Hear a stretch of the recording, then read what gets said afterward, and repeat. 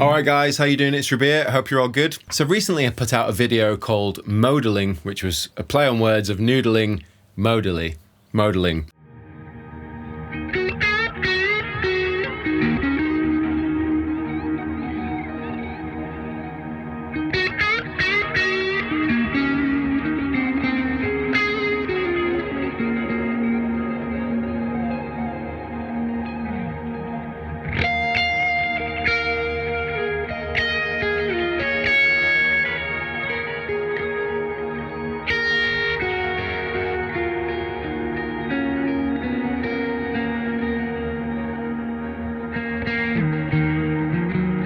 And I'm really thankful for the feedback, the positive words about that video, just generally messing around. It's the kind of thing I do a lot on my own, in between waiting for videos to bounce or whatever, you know, when I'm just chilling at home doing that kind of thing. I love setting a drone tone going and then just playing over it.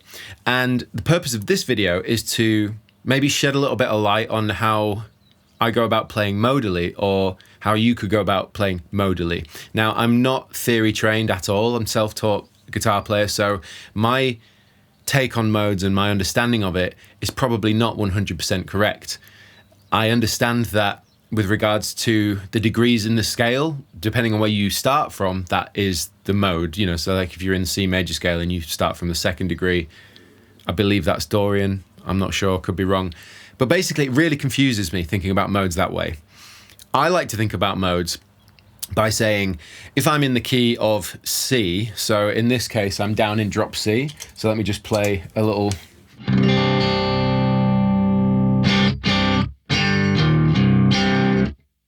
I treat that as, you know, if I was to go ahead and play in C minor pentatonic, or if I was going to go for that kind of C Lydian sound, like I know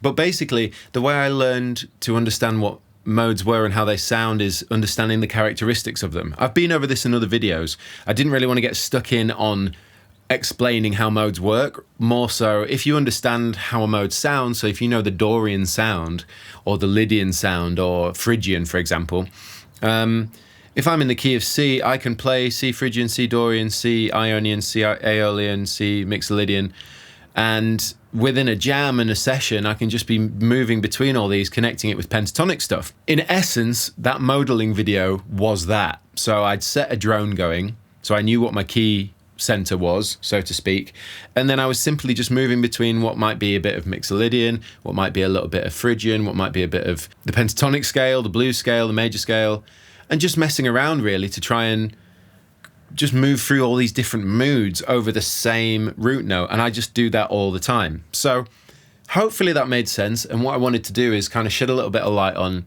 a nice way of going about it, a nice way to train your ear to try and play in those characterful ways. So much like in the modelling video, I was using a stereo rig with tons of effects, so we'll use that as our foundation for doing this, because it can be a bit boring if you don't have lots of effects going on.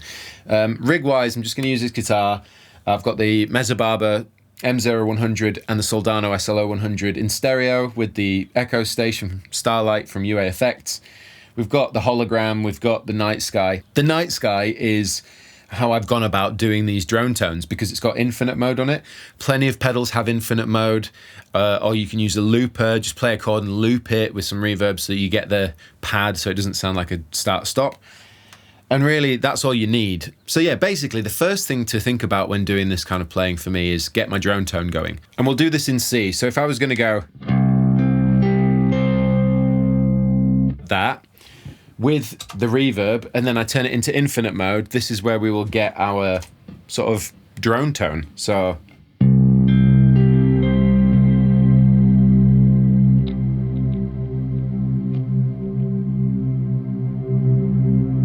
when I'm thinking about this kind of modal improvisation, modelling, whatever you want to call it, a really nice way to go into this and to think about it is to sort of play a chord and then improv round in that sort of sound of that chord. You know, you could argue that's not modal playing or whatever, but really the exercise is to take a chord that has a bit of a character to it. So like a major seventh chord, something like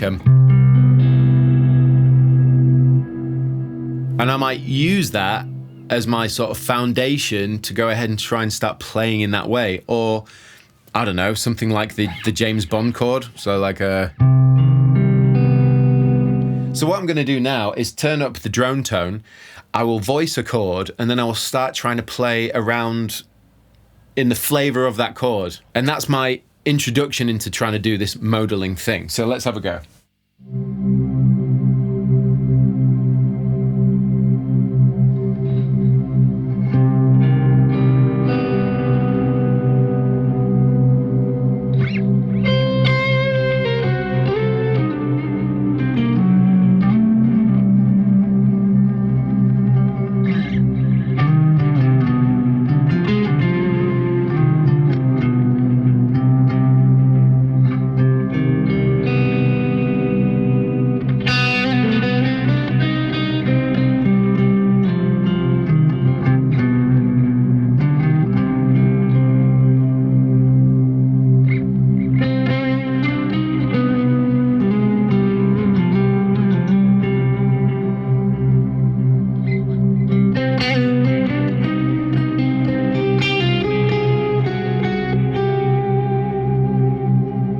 Once you've got that drone tone going, the nice thing there is you can always reference the key center when you're jamming around. You can always reference where you're trying to get back to.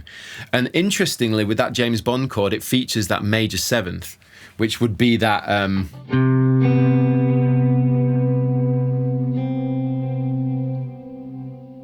So it's this constant feeling of wanting to resolve, and this is just the example for the James Bond chord, and that's the flavor I'm hearing. It sounds like an unsolved mystery. It sounds like a question. It sounds like, my eyebrows being raised with that chord. That's the feeling I get from it.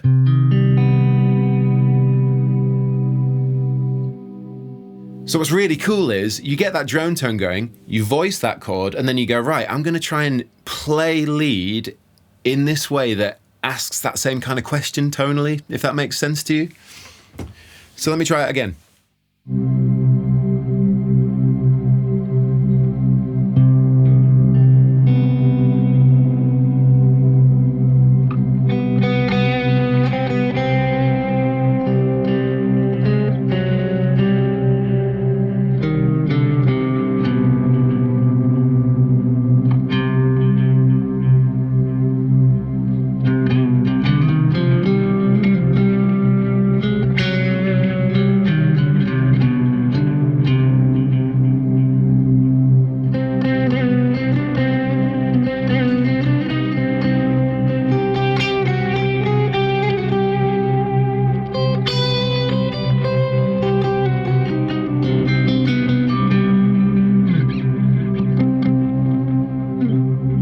So hopefully that made sense a little bit more.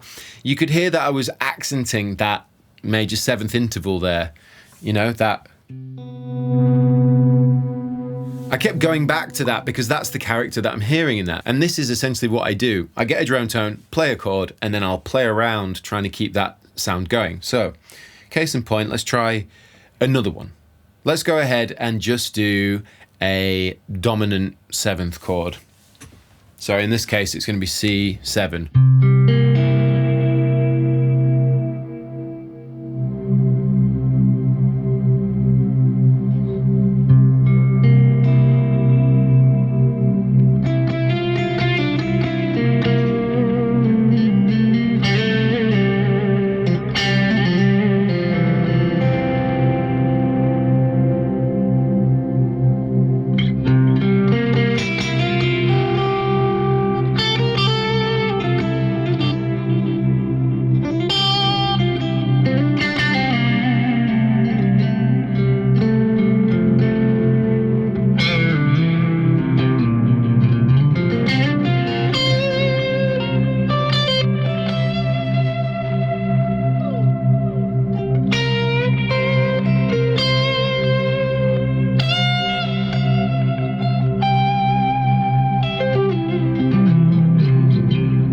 So, if you know your dominant chord, you know it's got that flattened seventh in it. It's that dominant sound.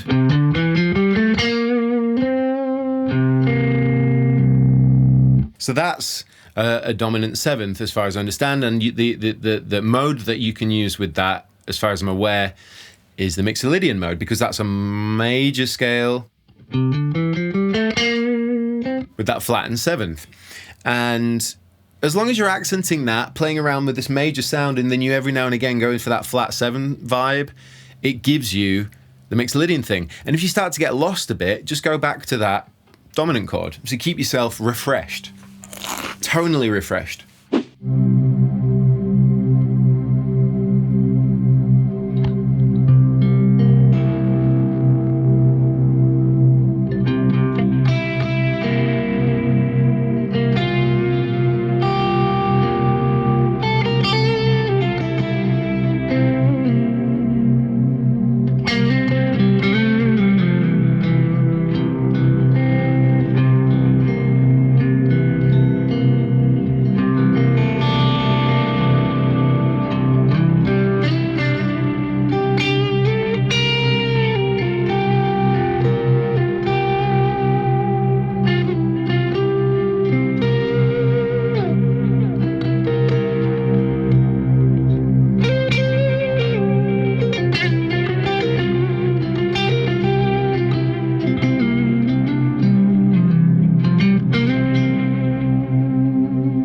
So there's another example, same principle, same thing, and the comfort here is that we can explore all these different modal flavors and tones and ideas whilst retaining that key center that always reminds you of where you're trying to get back to, where that resolution is. You could argue that that's not the best way of learning modes, and it is not necessarily the most beneficial way, but in my experience throughout the years of playing guitar, if I'm in a band jamming with some dudes or dudettes and they're playing drums and bass and all that, and I've got that, well, like, oh, we're in the key of C, I can hear that that's going on.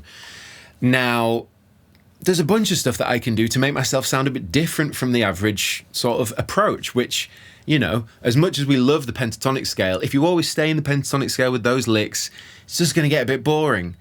And what's really interesting about the approach doing this is that when you get in those jam situations, and you know that you can clearly hear that, like in this case, we're playing in C, for example.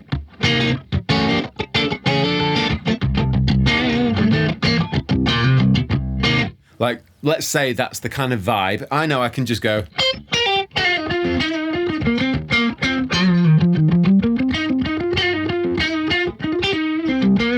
Or whatever, and it would just get boring after a bit, you know, particularly if you're jamming with an indefinite amount of time on it, you're just having good fun. So what you can start to do, knowing again that we're in that key, because you've trained yourself playing over these drone tones, and you can clearly hear that resolution, that key center we're trying to get back to, you can start getting experimental. So for example, let's put the drone tone back on.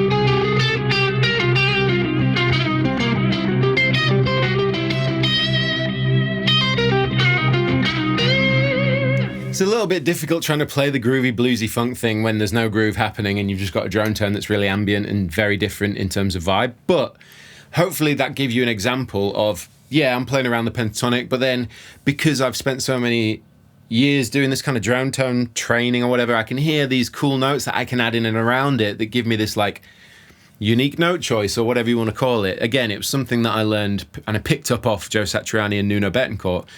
Again, that Cool Number 9 intro, which sadly I can't show you the reaction breakdown thing that I'd planned to do, but that Cool Number 9 live performance from Joe Satriani live in Anaheim, 2006, it's the same idea. That's a great example of what I'm trying to talk about here. It's that you've got the bass player holding down the root, and Joe's just basically going from his blues to his Mixolydian to his Locrian to his like Phrygian dominant, all that kind of stuff. And you can clearly hear these shifting gear, different modal gears, and I love that.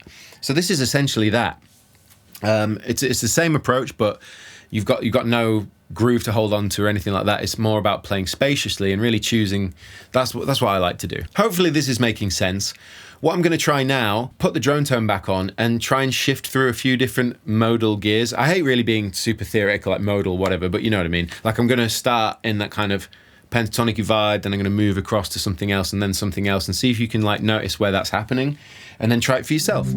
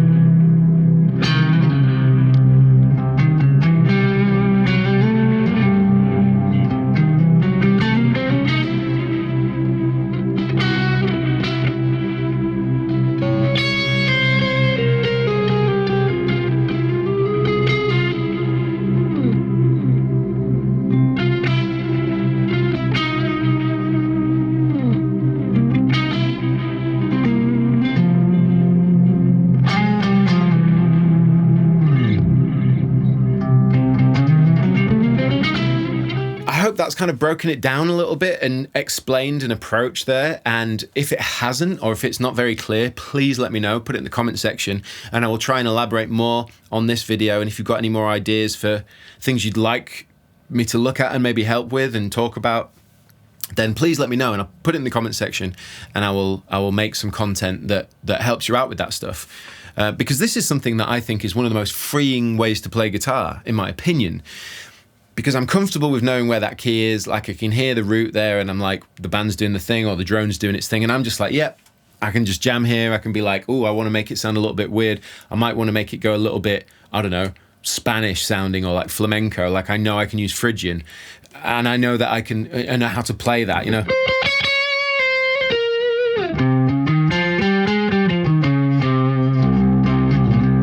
Because I've learned those modal characteristics, but also I just refer to it like I'm going to do the Egyptian thing, or the Spanish thing, or the mysterious question thing, or the happy-go-lucky thing, or, you know, that tense but excited thing, which I describe as a half whole tone. Really, it's whatever you choose to use to reference the sound of that mode or scale or chord tone.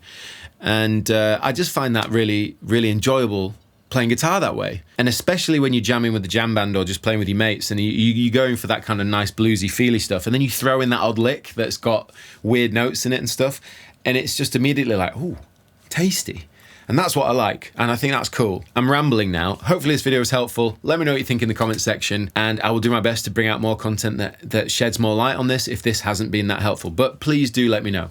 In any case, thank you for watching. I've been Rabea, and I will see you all very soon.